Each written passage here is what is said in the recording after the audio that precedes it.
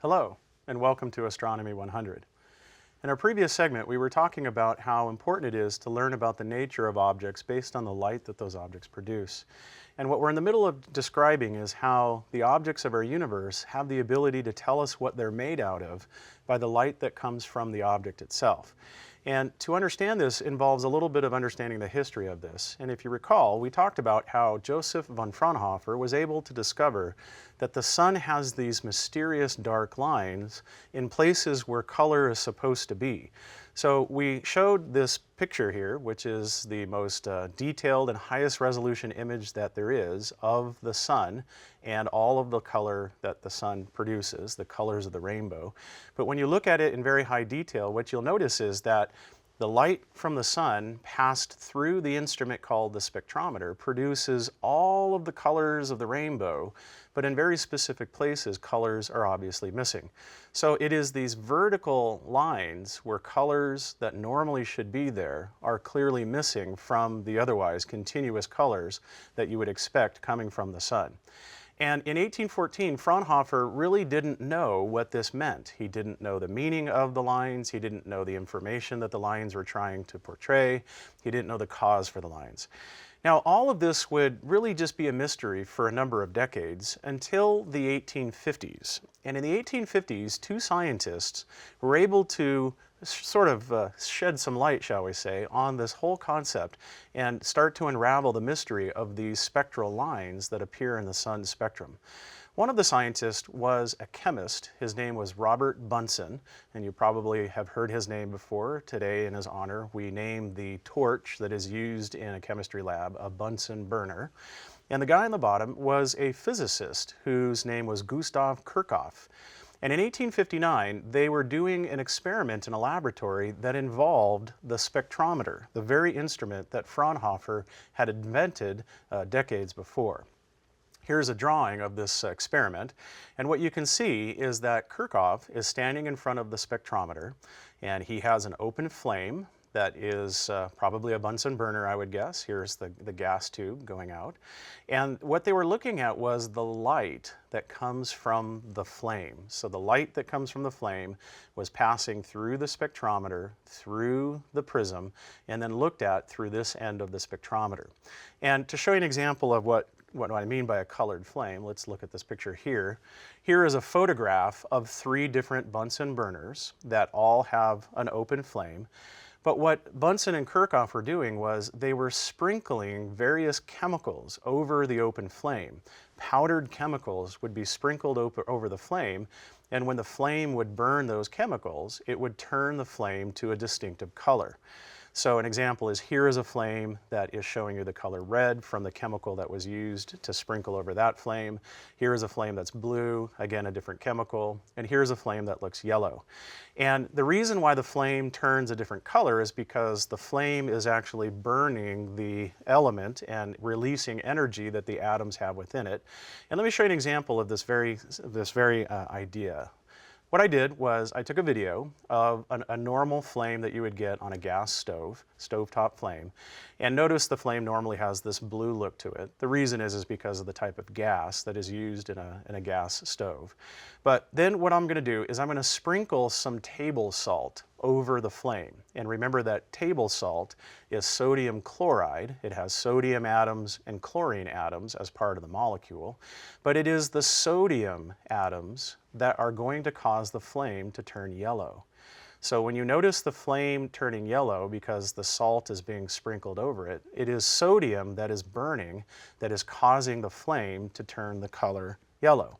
So Bunsen and Kirchhoff were burning various chemicals, noticing, of course, the flame was turning colors, and they were looking at the colorful light that you would see as a result.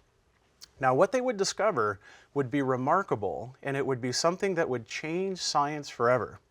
To show you how this works, what we have designed for you is an experiment to recreate this. Now, usually you would use an open flame to make this possible, but in today's world, we would choose to do it in a slightly safer way, and that is what we would do is use electricity. And you'll notice on the desk here, what I have is a box that has what appears to be a glass tube going down the middle of it. And inside of this glass tube, there is a collection of atoms. So it's a gas of all one type of atom. And when we pass electricity across the cloud of gas from one end to the other, the atoms get electrified, and then the atoms will start to emit light based on the energy that they have. So watch what happens when I turn on the electricity. So you'll notice the color that you see here coming from the atoms in the gas that are giving off the light. To be able to see what you would see through a spectrometer, we of course would need a spectrometer, and a look through it would show you what Bunsen and Kirchhoff saw. But instead what we're going to do is we're going to do a sort of a poor man's version of this. We're going to use a special device that allows you to look through it, and anything that you see through this opening here will have the same effect that a spectrometer does. It essentially is the equivalent of passing light through a slit and then again through a prism. And so earlier, we took some video of what you would see if you could hold this up to your eye and witness this in a darkened environment. So let's have a look at what this video is. So you'll notice when we start the video is that when the tube is electrified in the darkness, this is of course the very same tube that you just saw a moment ago. But when you look through the slide, through the spectrometer, the light from the tube is going to appear as colorful lines. So notice the lines of color that you see here. Notice that you get a distinctive line of red, a very obvious yellow line, one that's kind of blue-green, and then one that's deeper in the blue. And if you look carefully, there are also some violet lines. So these colorful lines are produced by the material or the atoms that are filling this tube here. And remember, you can only see this if you're looking through a spectrometer or the simplified device that I showed you a moment ago. Now what's interesting though is when you burn a different chemical, the tube of course will be a different color. But what I want you to notice is in addition to the tube looking like it is a different color, the light coming from the atoms that make up this gas also show you lines, but notice how the colorful lines are a different set of colors. In this case, we're getting a very distinctive green, we're getting a very distinctive blue, and then again there's some violet lines in there as well. So each of these elements of the gas that's in this tube will produce colorful lines. Now what Bunsen and Kirchhoff discovered is that when you do this for more than one element, for instance, we're going to do both of them simultaneously, what they noticed was the pattern of colorful lines is unique to that element. This tube is filled with helium, and when helium gives off light based on the fact that it's helium, it will give off this very specific pattern of colored lines.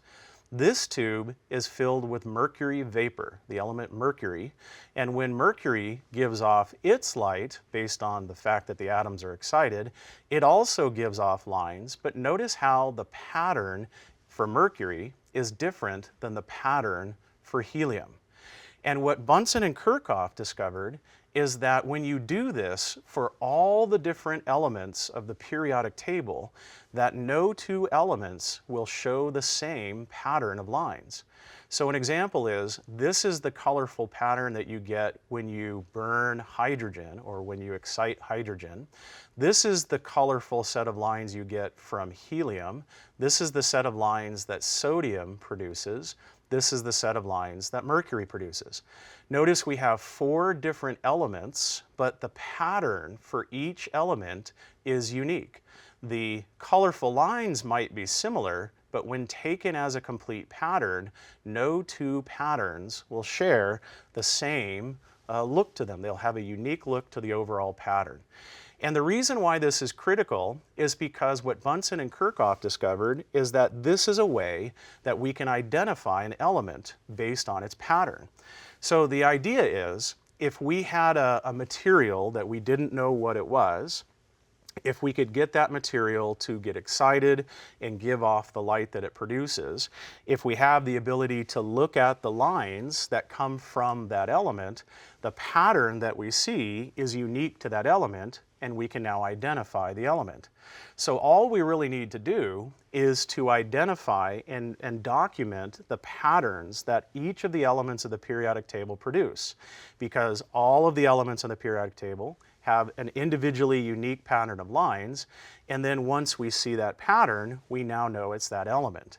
So if you were to have a tube of gas that is giving off light, but you didn't know what was in that tube, you could look at the pattern, compare it to the patterns that we know, and then you can identify the element. And it works in a very similar way that fingerprints do. So one of the things you often hear about fingerprints is that everybody on Earth has a unique pattern to their fingerprints. All fingerprints of all people on Earth have special features to it that make them unique to that individual. And so therefore fingerprints become a very viable way to determine who has touched something. In a crime scene, you will take the fingerprints off of the weapon, and then if you go back to the laboratory and you can identify the person that belongs to that pattern of prints, you know that person has now touched the murder weapon. Well, in astronomy, when we look at a material and the light that it's producing, the line pattern that comes from the material can be matched with a known pattern, and that's how we know what element it is. So if there's no label on this tube, but yet we look at and see the pattern that is the one that it produces and match that with helium, we now know that tube has helium in it. So Bunsen and Kirchhoff discovered one of the most critical tools that can be used in understanding the universe around us. And what they did was they now tied it back into what Fraunhofer had discovered in 1814. And if we go back to that picture, what you'll notice is that in 1814, Fraunhofer had discovered that the sun shows all of these lines all throughout its visible spectrum when you pass the light through a spectrometer. But what we now know is this is actually the sun showing us what it's made out of. So buried inside of all of these 500 plus lines are the fingerprints of all the elements that the sun is made out of.